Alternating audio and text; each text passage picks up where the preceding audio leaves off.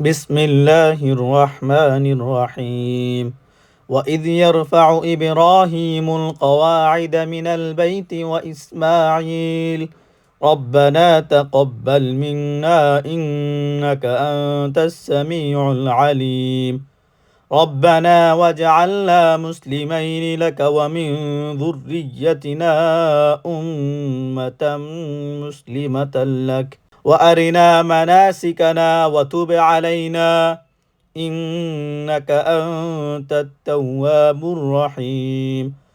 ربنا وابعث فيهم رسولا منهم يتلو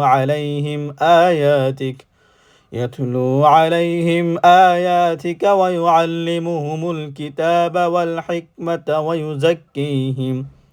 إنك أنت العزيز الحكيم ومن يرغب عن ملة إبراهيم إلا من سفه نفسه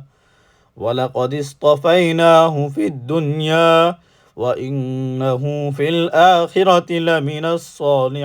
الصالحين إذ قال له ربه أسلم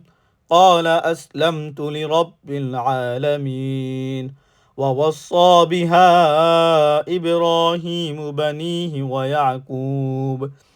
يا بني إن الله اصطفى لكم الدين فلا تموتن إلا وأنتم مسلمون أم كنتم شهداء إذ حضر يعقوب الموت إذ قال لبنيه ما تعبدون من بعدي قالوا نعبد إلهك وإله آبائك إبراهيم وإسماعيل وإسحاق إلها واحدا ونحن له مسلمون تلك أمة قد خلت لها ما كسبت ولكم ما كسبتم